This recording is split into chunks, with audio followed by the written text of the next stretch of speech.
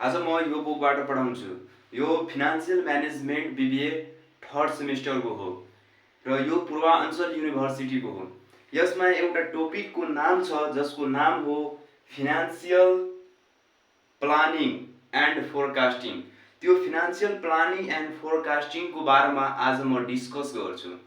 Financial planning and forecasting. अब यसमा यसको न्युमेरिकल प्रब्लम कसरी सोल्भ गर्ने? यसको न्युमेरिकल प्रब्लमलाई सोल्भ गर्नको लागि फर्स्टमा हामीले यसको थ्योरी जान्नुपर्छ, यसको कन्सेप्ट बुझ्नुपर्छ। यसको कन्सेप्ट के हो? त यसको कन्सेप्ट जानिसकेपछि हामीले यसको फिनान्शियल प्लानिङ एन्ड फोरकास्टिङको कुनै पनि न्युमेरिकल प्रब्लम हामी सोल्भ गर्न सक्छौँ। कुनै पनि प्रब्लम आउँदैन, 100% फुल ग्यारेन्टी हो यो। त फर्स्टमा हाम्रो जानुपर्छ यसमा स्पोन्टेनियस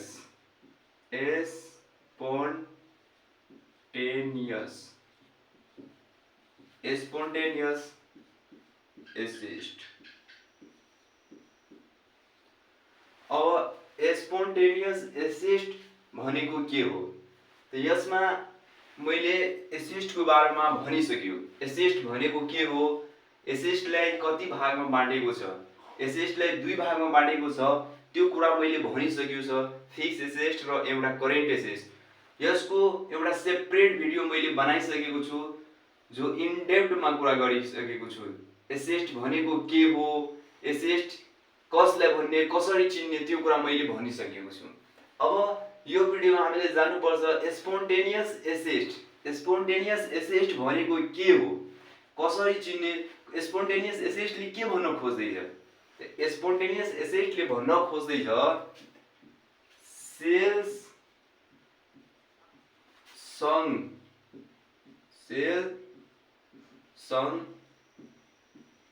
सँगै बढ्ने। के लेख्यो म? सेल सँगै बढ्ने एसिस्टहरूलाई स्पोन्टेनियस एसिस्ट भनिन्छ। मतलब एउटा क्वेसन छ, यो पूर्वाञ्चल युनिभर्सिटीको हो। कतिको हो? यो पूर्वाञ्चल युनिभर्सिटीको 2025 को हो। यसमा लेखेको छ MCC company income statement for the December 31, 2021। यसमा लेखेको छ इन्कम स्टेटमेन्ट हामीले दिएको छ र तल यसमा दिएको छ the company operated at full capacity in 2021, it expect sales to increase by 10%। यसमा लेखेको छ सेल्स कतिले इन्क्रिज गर्यो? सेल्स हाम्रो इन्क्रिज गर्यो बाई 10%। यो सेल्स इन्क्रिज बाई 10% यस क्वेसनमा लेखेको छ। त यो स्पोन्टेनियस एसिस्टले भन्न के खोज्दैछ? यो सेल्स बढेको छ 10%ले। अब सेल्स बढेको छ भने स्पोन्टेनियस एसिस्टले पनि बढाउनु पर्छ। त त्यो कन्सेप्ट भन्न खोज्दैछ। कसले भन्न खोज्दैछ? स्पोन्टेनियस एसिस्टले भन्न खोज्दैछ। स्पोन्टेनियस एसिस्टले के भन्न खोज्दैछ? क्वेसनमा दिएको छ सेल्स इन्क्रिजेस बाई 10%। त सेल्स बढेको छ कति पर्सेन्टेजले? 10%ले। त हामीले कसले बढाउने? एसिस्टले बढाउने। अब यसमा नियम छ। के छ? नियम छ एसिस्टले बढाउने। तर यसमा त दुईवटा एसिस्ट छ, एउटा हुन्छ फिक्स एसिस्ट, एउटा हुन्छ करेन्ट एसिस्ट। त के दुवै एसिस्टले बढाउने? होइन। यसमा दुईवटा कन्डिसन छ। कब फिक्स एसिस्ट बढ्छ, कब करेन्ट एसिस्ट बढ्छ, त्यसको कन्डिसन छ। अब कन्डिसन नम्बर 1, कन्डिसन नम्बर 1 मा जब इफ company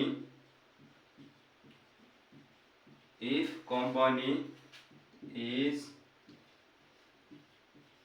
operating of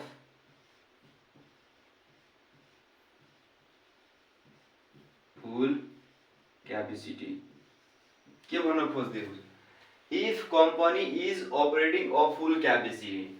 जब क्वेसनले भन्यो कम्पनीले अपरेटिङ गर्नुभयो फुल क्यापेसिटी, तब त्यो सिचुएसनमा के गर्नुपर्छ? Fixed assist fixed assets and current assets. Current assets. Current assets. Fixed assets and current assets both are spontaneous assets. Spontaneous assets. हो, fix asset and current asset both are spontaneous asset. कब हुन्छ जब कम्पनीले भन्छ कि फुल capacity, company operating गर्नुभयो तर केमा, फुल क्यापेसिटीमा, तब के गर्नुपर्छ, सेल्स कति पर्सेन्टले इन्क्रिज भएको थियो, 10%ले सेल्स इन्क्रिज भएको थियो. यो 10%ले सेल्स इन्क्रिज भयो त हामीले के गर्नुपर्छ, फिक्स एसेटलाई पनि बढाउनु पर्छ र करेन्ट एसेटले पनि बढाउनु पर्छ. कुन बेला, जब कम्पनी अपरेटिङ हुन्छ फुल क्यापेसिटीमा त्यो बेला. र सेकेन्ड कन्डिसन के हो, सेकेन्ड कन्डिसन हाम्रो छ कन्डिसन 2. कन्डिसन 2 सेम कन्डिसन, केही पनि छैन, एउटा मात्र वर्ड फरक छ. If company is not operating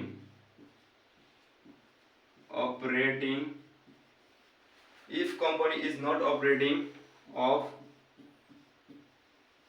full capacity, जब कम्पनीले अपरेटिङ गर्नु भएन फुल क्यापेसिटीमा, क्वेसनले भनेको छ कम्पनीले अपरेटिङ गर्नु भएन फुल क्यापेसिटीमा, तब हामीले के गर्नुपर्छ, only current assets, only current assets is spontaneous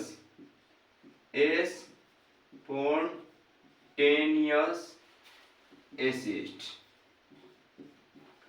त्यो बेला के हुन्छ, करेन्ट एसेट मात्र स्पोन्टेनियस एसेट हुन्छ. कब, जब कम्पनी अपरेटिङ गर्नु भएन फुल क्यापेसिटीमा, तब हामीले करेन्ट एसेटले मात्र बढाउने. यो क्वेसनमा पनि भनेको छ, यता भनेको छ the company operating at full capacity in 2021. यसमा भनेको कम्पनीले अपरेटिङ गर्नुभयो फुल क्यापेसिटीमा, तब यसमा फेरि भन्छ it expect sales to increase by 10%. त सेल्स इन्क्रिज भयो 10%ले, तब 10%ले सेल्स इन्क्रिज भयो, त सेल इन्क्रिज भयो तर कम्पनी फुल क्यापेसिटीमा अपरेटिङ भएको छ, तब हामीले फिक्स एसेटले पनि बढाउनुस् 10%ले र करेन्ट एसेटले पनि बढाउनु पर्छ.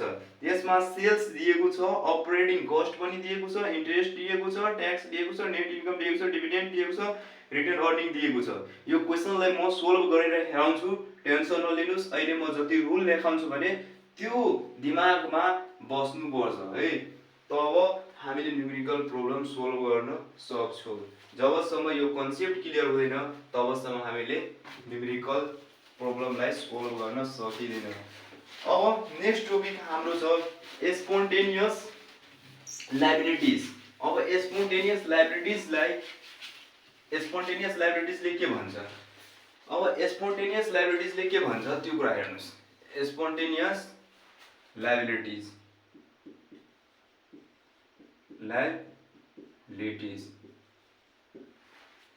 सेल सँगसँगै बढ्ने, के सेल सँगसँगै बढ्ने लायबिलिटिजलाई स्पोन्टेनियस लायबिलिटिज भनिन्छ. के बुझ्नुभयो, सेल सँगसँगै बढ्ने लायबिलिटिजलाई स्पोन्टेनियस लायबिलिटिज भनिन्छ. तर मैले के सिकाउनु भयो, लायबिलिटिजलाई दुई भागमा बाँडेको छ, यसको पनि सेपरेट मैले भिडियो बनाइसकेको छु. त्यो एउटा हुन्छ करेन्ट लायबिलिटिज, एउटा हुन्छ नन करेन्ट लायबिलिटिज. तर स्पोन्टेनियस लायबिलिटिज कसलाई भन्ने त्यो कुरा जान्नु पर्छ. स्पोन्टेनियस लायबिलिटिज कसलाई भन्ने, यसमा भन्छ only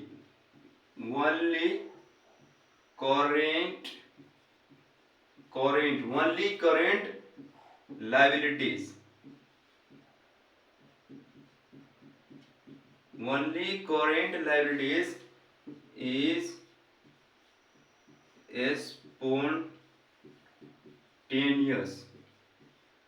spontaneous liabilities. Only current liabilities is spontaneous liabilities. Tara, but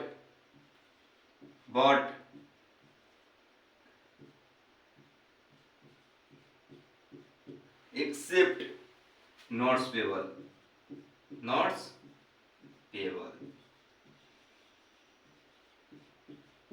के भन्नुभयो? Only current liabilities is spontaneous liabilities, but तर एक्सेप्ट नोट्स पेबल बाहेक करेन्ट लाइबिलिटीजमा नोट्स पेबल बाहेक जति पनि करेन्ट लाइबिलिटीजहरू हुन्छ त्यो सबै करेन्ट लाइबिलिटीज हाम्रो स्पोन्टेनियस लाइबिलिटीज हुन्। के बुझ्नुभयो? यदि 10% ले सेल्स बढ्यो त हामीले के गर्नुपर्छ? नोट्स पेबललाई बढाउनु पर्दैन। नोट्स पेबल बाहेक जति पनि करेन्ट लाइबिलिटीजहरू हुन्छ त्योलाई के गर्नुपर्छ? 10% ले हामी बढाउनु पर्छ। त्यो सबै करेन्ट लाइबिलिटीजलाई 10% ले बढाउनु पर्छ। तर यो बाहेक नोट्स पेबल बाहेक अब हाम्रो आउन सक्छ नन करेन्ट लाइबिलिटीज पनि आउन सक्छ, लङ टर्म लाइबिलिटीज पनि आउन सक्छ। अब त्यसलाई पनि बढाउने होइन। यसमा लेखेको छ long term liabilities. Long term liabilities remain constant. long term liabilities हुन्छ, long term liabilities त्यो remain constant हुन्छ। यसलाई केही पनि नगर्ने, जस्ताको त्यस्तै राख्ने। कसलाई? long term liabilities लाई। ठीक छ? यति कुरा बुझ्यो? स्पोन्टेनियस लाइबिलिटीज भनेको के हो? सेल सँगसँगै बढाउने लाइबिलिटीजलाई स्पोन्टेनियस लाइबिलिटीज भनिन्छ। र यसमा नोट्स पेबल बाहेक जति पनि करेन्ट लाइबिलिटीज हुन्छ त्यो सबै हाम्रो स्पोन्टेनियस लाइबिलिटीज हुन्।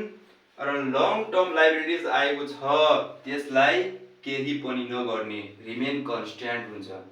अब नेक्स्ट भिडियोमा हामीले एडिसनल टु रिटेन अर्निङ कसरी फाइन्ड गर्ने र एडिसनल निड्स फन्ड कसरी फाइन्ड गर्ने दुईवटा मेथड छ। एउटा छ फर्मुला मेथड, अर्को छ प्रोफर्मा इन्कम स्टेटमेन्ट मेथड। त्योबाट कसरी सोल्भ गर्ने त्यो नेक्स्ट भिडियोमा म सिकाउँछु। अहिले यतिकै राख्नुस्।